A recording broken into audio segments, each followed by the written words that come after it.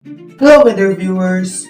My name is Jan Antonel Fernandez at samahan niyo ako sa video na ito upang alamin natin ang kasaysayan at tagal ng binaon ng libot hanggang sa kasalukuyan. Enjoy watching! Nagsimula bilang tahanan ng mga Kastilang Fraile hanggang sa nagsilbing himpilan ng mga revolusyonaryong Pilipino. At dito ginanap umano ang isa sa mahalagang pangyayari sa kasaysayan ng Pilipinas. Ito ay ang Casa Hacienda de Tejeros. Ano nga ba ang kwento sa likod ng mga pader nito at ang mga mahalagang pangyayari na naganap dito na nag-ambag na hubugin ang kasaysayan ng Pilipinas?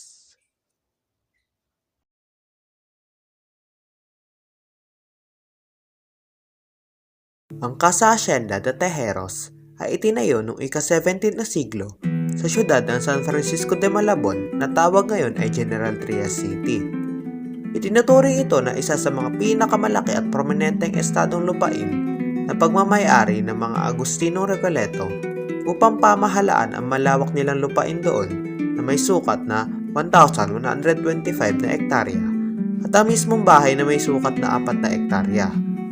Ang mga Recoleto ay ang nagsisilbing landlord ng lupain na kung saan ay pinapaupa nila ito sa mga inquilinos na kung saan sila ang nangangasiwa sa mga lupain.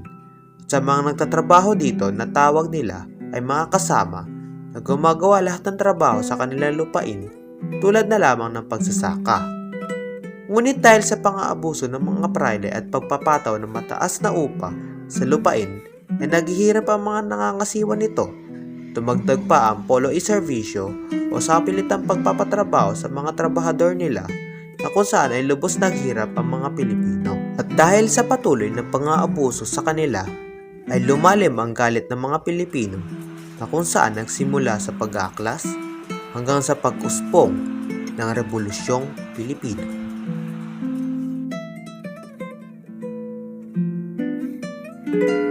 Simula nung umusbong ang revolusyon noong August 1896 ay nagkaroon ng malawakang pag-atake sa Luzon laban sa mga Kastila at kasama na rito ay ang Cavite.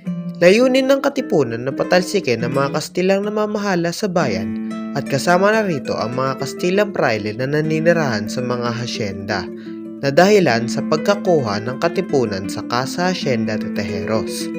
Ang hasyenda na ito ay ginawang pahingahan at pagamutan ng mga sugatang revolusyonaryo na nakikipagpalitan ng bala sa mga Espanyol. Kasi noong 1800, itong Casa Hacienda ay ginawang hospital ni Josephine Braque.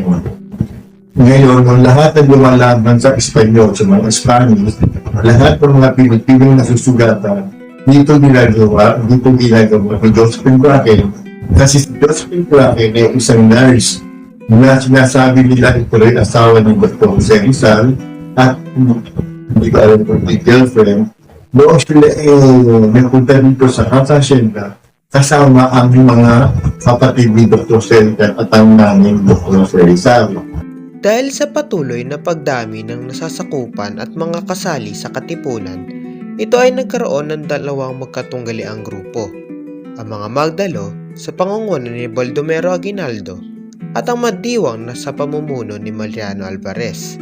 At dahil sa hidwaan sa pagitan ng dalawang grupo, ay nagnais ang mga kasapi na magkaroon ng pagkakaisa at maghalal ng pamahalaang panghimagsikan na kung saan ang maayos sanang halalan ay nauwi sa mas malabong di pagkakaunawaan.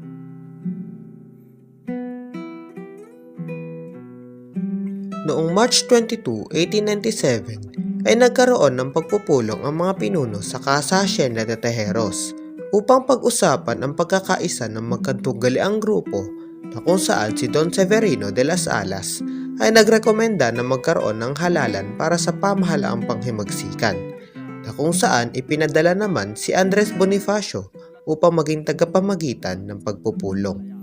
Noong natapos na ang botohan, naihalal bilang Pangulo si Emilio Aguinaldo at si Mariano Trias bilang Vice-Presidente.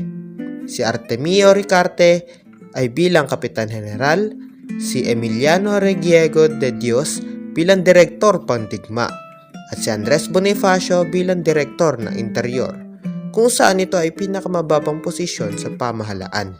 Ngunit kahit si Bonifacio ay dismayado sa naging kinalabasan ng resulta sa botohan, ay tinanggap pa rin niya ang posisyon na ito bilang paggalang sa patakaran ng pagpupulong.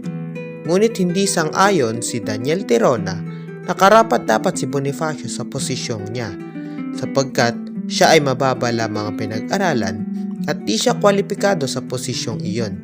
Kaya dito ay hindi nakapagpigil si Bonifacio at inilabas niya ang kanyang galit dahil ininsulto niya ang dangal at pagkatao ni Bonifacio sa pampublikong lugar na di niya sinunod ang patakaran sa pagpupulong na respetuhin ang kinalabasan ng eleksyon kahit anuman ang estado o level na pinag-aralan ng ibinoto. Si Bonifacio ay sinabihan si Daniel Tirona na humingi ng paumanhin sa kanyang ginawa. Ngunit di niya pinansin si Bonifacio at nagtangkang lumabas na lamang. At dito na bumunot ng baril si Bonifacio at itinutok niya ito kay Daniel Tirona.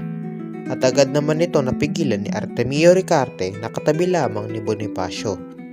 Nung binaba ni Bonifacio ang kanyang baril, ay ginamit niya ang kanyang posisyon bilang supremo ng katipunan para ipawalang bisa ang naisagawang eleksyon na kung saan nagdeklara siya ng Acta de Tejeros bago galit na umalis agad sa pagpupulong. Ngunit, ito'y ginawa ng opisyal na eleksyon dahil sa pinanindigan ng mga magdalo na lehitimo ito at di sapat na dahilan ang pag-alis ni Bonifacio. Kaya noong March 23, 1897 ay agad na nanumpa ang mga pinuno sa kumbento ng Tanza kahit hindi kasama si Andres Bonifacio at ginawa ng opisyal ang eleksyon sa Tejeros.